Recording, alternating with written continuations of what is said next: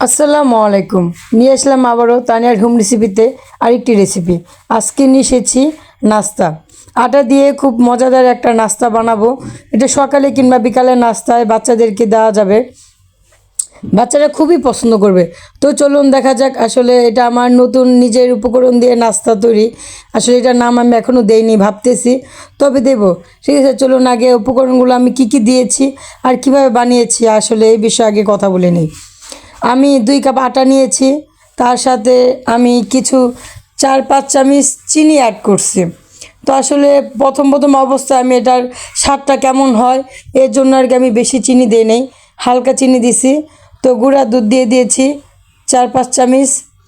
তারপরে মনে করেন যে একটু খাবার বেকিং পাউডার দিয়ে দিব, আর দিয়ে দিচ্ছি আপনার ঘি 2 টেবিল চামচ ঘি দিয়ে দেব, আর 2 টেবিল চামচ আমি তেলও দেব, আর স্বাদ মতো লবণ দেব।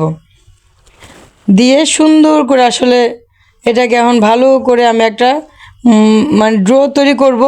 ডোটা আসলে কেমন হবে, রুটির মতো হবে না, একটু নরম হবে।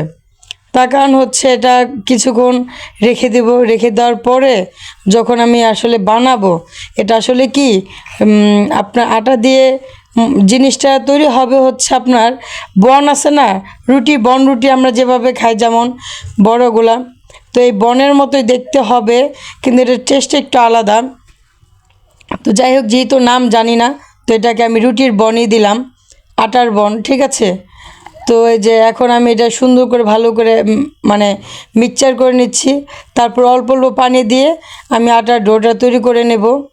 তো আমি প্রথম অবস্থায় চাইছিলাম মানে চামিচ দিয়েই আর কি সুন্দর করে ডোটা তৈরি করব। তারপর দেখলাম যে না, চামিচ দিয়ে আসলে হচ্ছে না অতটা সুন্দরভাবে। তারপর লাস্টে বাঙালি বুঝে নিত, হাত দিয়ে সুন্দর করে ম্যাশ করে নিছি। তারপরে পাক্কা আধা ঘন্টার মতো আমি রেখে দিছি, ঢেকে রেখে অন্য কাজ ছিল এটা করছি। তো দেখেন ডোটা আসলে কেমন হবে এটা আমি একটু মানে দেখাই দিচ্ছি, মানে কতটা নরম হবে। একদম বেশি নরম হলেও হবে না, আবার একদম শক্ত হলেও হবে না। যেহেতু এটা রুটির মতো শেপ দিয়েছি, খেতেও রুটির মতোই লাগবে, তো আর কি এর জন্য একটু নরম করতে হবে। এই যে আমি কিছুক্ষণ পরে উঠাইছি, পাক্কা আধা ঘন্টা পরে আমি এটা ইয়ে করছি। এখন হাতে নিয়ে দেখানোর পরে বুঝবেন যে আসলে এই যে হাতে লেগে যাচ্ছে, কিন্তু যখন এটা মাখবো না, এটা আবার দ্বিতীয়বার যখন এটাকে আমি ভালো করে ম্যাশ করব, তখন দেখবেন আবার খুব সুন্দর একটা ইয়ে হবে। দেখছেন, ঠিক এরকম নরমটাই ঠিক আছে, ডোটা এই নরমটাই ঠিক আছে। তো আমি অনেক ছোট ছোট করে আসলে বানাইছি।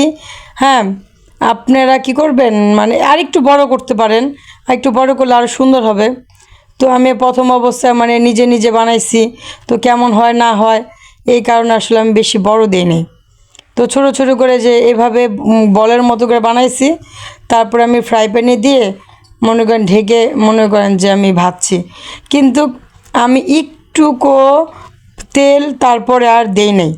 কিন্তু মজার বিষয় এটাই হচ্ছে কি, বানানোর পরে দেখেন কত সুন্দর একটা কালার আসছে, দেখছেন? আর তেলটা উপরে উঠে গেছে, যে ঘিটা দিয়েছিলাম সেই ঘিটারও কালার আসছে। তারপরে মনে করেন যে একটু অল্প তেল দিই, সেই তেলটাও দেখেন উঠে গেছে। আমি কিন্তু চুলাতে কিন্তু আর তখন আর তেল আমি কিচ্ছু দিইনি, আটা ওইভাবেই দিছি, ওইভাবেই হয়েছে। দেখেন কতটা সফট হয়েছে ভাঙার পরে। দেখেন দেখতে দেখা যাচ্ছে কেকের মতো, কিন্তু আসলে না, রুটির মতো। দেখেন নরমটা সফটও আপনি দেখবেন, দেখেন কতটা সফট হয়েছে, দেখছেন অনেক সফট হয়েছে, মানে খেতেও খুবই মজা লাগছে। হ্যাঁ, তো বাচ্চাদেরকে আসলে এইভাবে বানায় খাওয়ালে বাচ্চারা খুবই পছন্দ করবে। ভালো থাকবেন, সুস্থ থাকবেন, আল্লাহ হাফেজ।